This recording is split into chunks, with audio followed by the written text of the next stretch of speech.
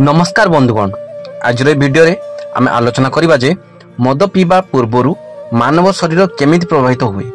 मद केवल पीला पर नुहे, तार चिंता मानसिक तथा शारीरिक प्रभाव आगु आरंभ हो जाए। मनोवृत्ति और चिंताधारार परिवर्तन। मद पीवा प्रवृत्ति जितेबाला जन्म नहीं थाए, लोक मध्य दुर्बलता, आत्मविश्वास ह्रास और आश्रय निर्भरता देखा जाए। यह मानसिक चाप, अवसाद और चिंता को बढ़ाई थाए। देहर रासायनिक प्रतिक्रिया। मद पीवा आगु शरीर एथिपाई एक अंतजीवी चिंता आरंभ करे।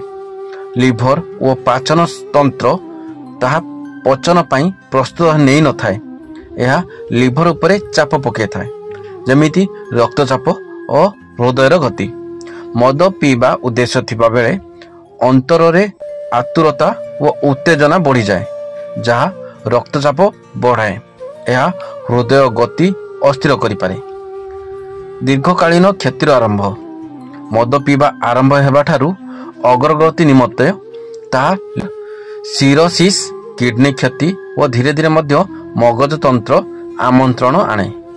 तेणु मानसिक भाव में मद पाई प्रवृत्ति जन्म नेउथिबा बेले ही शरीर तथा मन उपरे नकारात्मक प्रभाव पकई थाए।